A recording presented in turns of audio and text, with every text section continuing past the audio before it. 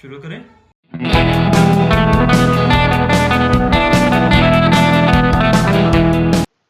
अस्सलाम वालेकुम, this is Haji वाब Sheikh and welcome back to the jack of all trade. तो आज हमारी क्लास ड्रैग सिलेक्शन टूल के बारे में। तो चलते हैं अपनी स्क्रीन की तरफ। तो जिस तरह क्लास नंबर 0 मैंने आपको बताया था, सिलेक्शन टूल एक प्रॉपर शेप को मूव करने के लिए इस्तेमाल होती है, और जो ड्रैग सिलेक्शन टूल है वो किसी एक या मल्टीपल स्पेसिफिक पॉइंट्स को मूव करने के लिए यूज होता है। अब जैसे मेरे सामने एक लाइन बनी हुई है, ये लाइन मैंने बनाई है अपने लाइन टूल से, जो कि इधर आपको 4th नंबर पे मिल जाएगा। सिंपली लेकर शिफ्ट दबा के मैंने इसको ड्रॉ कर दिया। अब जो आपके सामने लाइन है, इसके एंड्स पे आपको दो ब्लॉक्स नजर आ रहे हैं जो कि हमारे एंकर पॉइंट्स कहलाते हैं। एंकर पॉइंट्स क्या होता है? जिसका एक शिप का एंकर होता है, एक टीवी का एंकर होता है।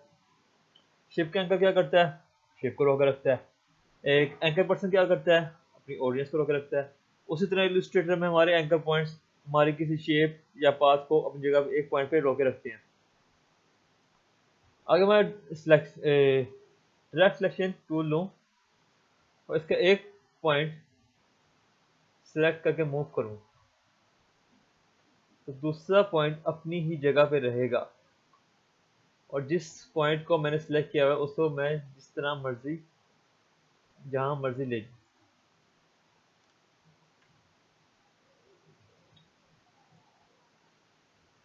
अब ये बात नहीं है कि ये सिर्फ एक ही पॉइंट पे काम करेगा, इसका आप मल्टीपल पॉइंट से भी काम ले सकते हैं। जैसे मैंने यहाँ से एक बॉक्स बना लिया। अब एक और चीज़, अगर आपके इलस्ट्रेटर के अंदर यहाँ पे जैसे मेरा ये पाथ लिखा हुआ आ रहा है, इंटरसेक्ट लिखा हुआ आ रहा है, ये चीज़ें आपके नहीं आ रही, तो आप ये व्यू में जाएं और वहाँ पर स्मार्ट गाइड्स होगा, उसको ऑन कर लें। इसके इसके बहुत से फ़ायदे हैं। ये है, हर वक्त आपको पता रहेगा कि आपका कर्सर किस जगह पर मौजूद है और किस चीज़ के ऊपर है। जैसे अभी मेरा ये लाइन के ऊपर है तो ये बता रहा है कि ये पाथ है। अगर मैं इसको अपने एंकर पॉइंट के ऊपर ले जाऊँ तो ये एंकर बताएगा। उसके अलावा अगर मैं इसको सेंटर में लेके जाऊँ तो कुछ नहीं पता, सेंटर आ गया। अब ड्रैग सिलेक्शन टूल, अगर मैं इसको सिलेक्शन टूल से मूव करूँ, सॉरी, तो ये पूरी एक शेप मूव होगी। अगर वही काम मैं ड्रैग सिलेक्शन टूल से करूँ एक से ज़्यादा टूल के ऊपर, तो एक शेप मैं अपनी मर्जी से चेंज कर सकता हूँ। और अगर मैं किसी एक पॉइंट को पकड़ कर डिलीट कर दूँ तो ये होगा।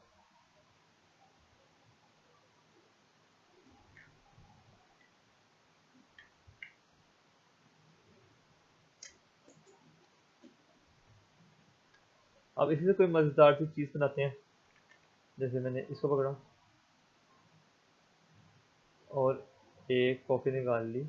अब क्योंकि मेरे स्मार्ट गाइड्स ऑन है तो मुझे बता रहा है कि मैं बिल्कुल एक स्ट्रेट लाइन में जा रहा हूँ, और जहाँ पे दोनों बॉक्स जुड़ रहे हैं वहाँ पे वो बता रहा है कि ये इंटरसेक्ट हो रहे हैं आपस में, मतलब जुड़ रहे हैं।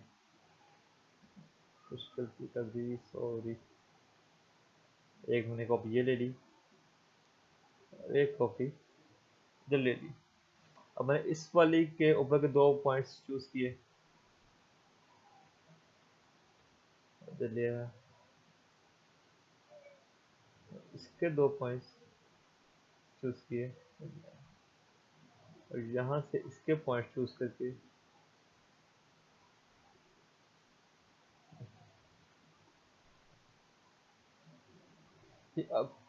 अब ये अभी भी एक प्रॉपर शेप नहीं बनी। ये सारी शेप्स अलग अलग ही हैं। इनको इकट्ठा करने के लिए क्या करेंगे, इन सबको सिलेक्ट किया, राइट क्लिक एंड ग्रुप, या फिर उसके अलावा कंट्रोल जी भी कर सकती है। अब मैं इसको जिधर मर्जी लेके जाऊँ ये एक ग्रुप की सूरत में ही चलेगी। ये शायद मैंने पिछली क्लास में बता दिया है। अब मैं चाह रहा हूँ कि इसको मैं थोड़ा सा छोटा करूँ, मतलब हाइट के अंदर। मैं कुछ ज़्यादा लंबा बना रहा, मुझे ये छोटा चाहिए था हाइट में, तो मैं सिलेक्शन टूल लेता हूँ और इसकी हाइट कम कर लेता हूँ।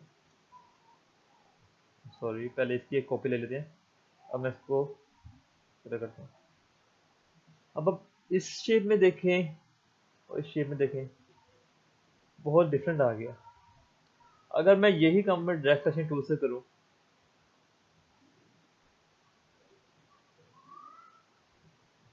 तो देखें मेरी शेप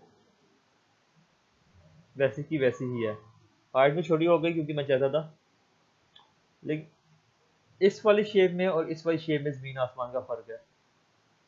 अब ये शेप जो सी है, जो सी हमने अपने ड्रैग सेलेक्शन टूल से की थी, वो सारे उसकी जो सी लाइन पाथ्स हैं वो एक ही एंगल पर बेंड हुई हुई हैं और एक ही डायरेक्शन की तरफ जा रही हैं। मतलब ये 1 2 3 एक साइड पे, 1 2 3 एक साइड पे। जबकि मैं जब सिलेक्शन टूल वाले जिससे मैं छोटा किया था, उसको देखें उस सब के एक एंगल वगैरह खराब हुआ है। अब ये हमारी चीज़ होगी। अब चलते हैं अपने सर्कल की तरफ। उससे पहले एक और चीज़, यहाँ मैंने बना दिया एक स्क्वायर और एक सर्कल। अब मैं चाह रहा हूँ कि ये अपनी जगह से ना हिले। जब मैं इसको ड्रॉ करूँ तो ये सेंटर से ही बड़ा हो, तो उसके लिए हम दबाते हैं ऑल्ट। तो इसको जितना मर्जी बड़ा या छोटा कर लो, उसका सेंटर पॉइंट एक ही जगह रहेगा। मतलब शिफ्ट प्लस ऑल्ट। अब मैं अच्छी टॉपिक की तरफ, इस सर्कल और इस स्क्वायर में क्या चीज़ कॉमन है? एक तो इनका सेंटर पॉइंट, और दूसरी चीज़ है इसके एंकर पॉइंट्स। स्क्वायर के 1 2 3 4 और सर्कल में 1 2 3 और 4। लेकिन अगर मैं सर्कल के किसी एंकर पॉइंट पर क्लिक करूं, तो आपको दो हैंडल्स या बने नजर आएंगे। इनको इलस्ट्रेटर की ज़ुबान में हैंडल्स कहा जाता है। इसके अलावा कुछ सॉफ्टवेयर में इसको बेजियर्स, टेंजेंट्स, कर्व हैंडल, जो आपने कहना वो कह सकते हैं। इनका काम क्या होता है? ये जो कर्व निकल रहा है सर्कल के अंदर, इसको कंट्रोल करना। अगर मैं इसको हैंडल करके को छेड़ूं, तो वो कर्व के साथ डील करेगा।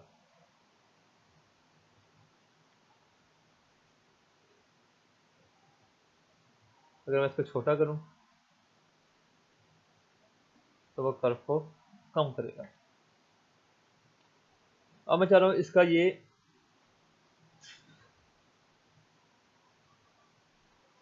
अब अपने टूल्स में देखें, एक पेन टाइप की शेप बनी होगी जिसको कहते हैं पेन टूल। इसकी प्रॉपर क्लास जो सी एम है, हो सकता है नेक्स्ट हो या उससे अगली हो। अभी उसके नीचे आ जाए, एक है एड एंकर पॉइंट और डिलीट एंकर पॉइंट। तो देखते हैं डिलीट एंकर पॉइंट वाले को। अगर मैं इसको लिया और इस एंकर पॉइंट पे क्लिक कर दिया, तो एंकर पॉइंट नहीं रहा, वहां पे खत्म हो गया, मर गया, इंतकाल। और अगर मैं चाहूंगा यहाँ पे कोई handle anchor anchor point add करना, तो मैं ऐड ले लूँ। वैसे हमें इन दोनों टूल्स की जरूरत नहीं पड़ती, वही काम हमारा पेन टूल भी कर देता है।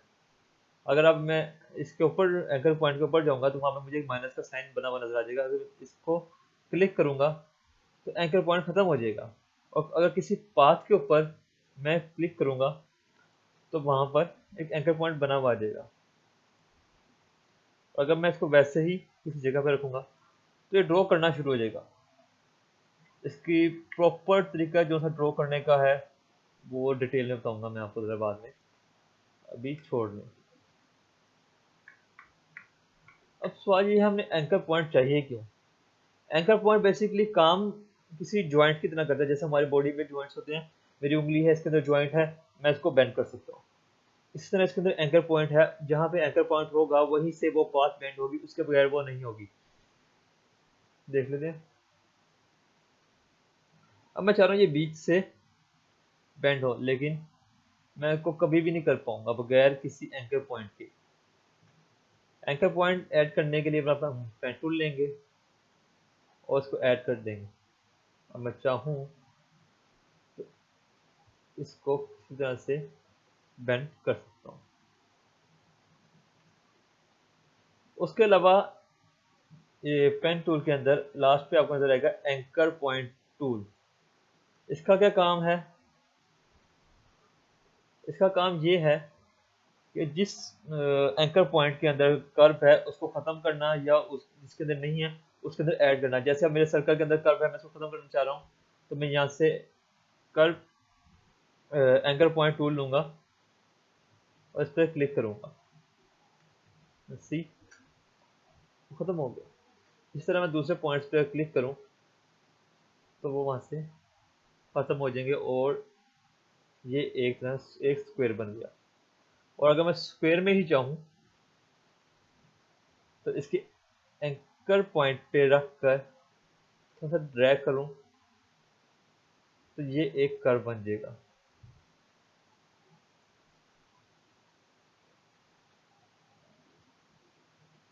वही काम अगर मैं शिफ्ट वाई करूँगा तो एक प्रॉपर लाइन मिलेगी मुझे।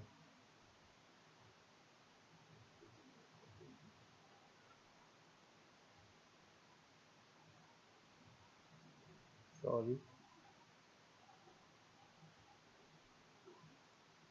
थोड़ा सर्कल मेरा खराब से बना है, लेकिन इतना चलता ही है बेसिक क्लास में।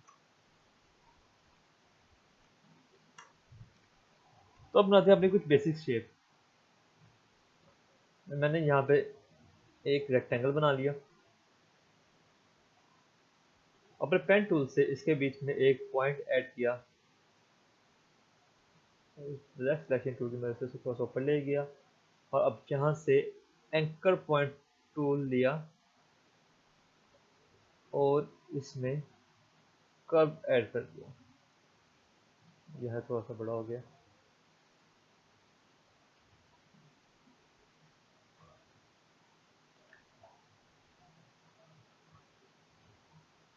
इसी की कॉपी ले ली।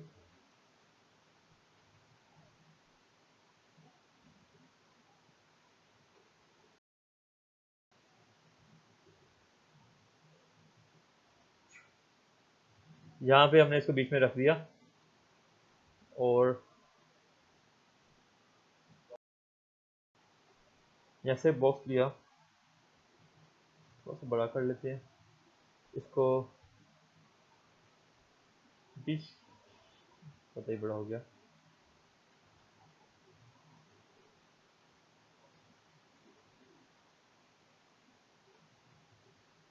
इधर रख दिया, इसको ऊपर ले जाते हैं।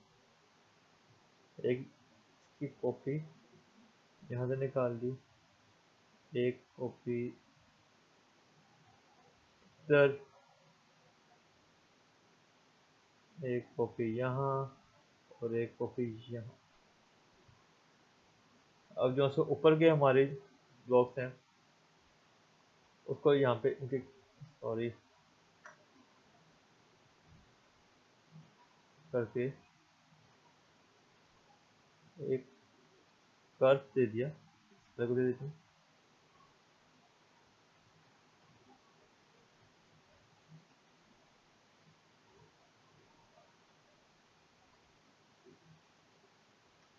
बहुत ही अजीब सी विंडो बनी है, लेकिन स्टार्टिंग के लिए ठीक है। You can try.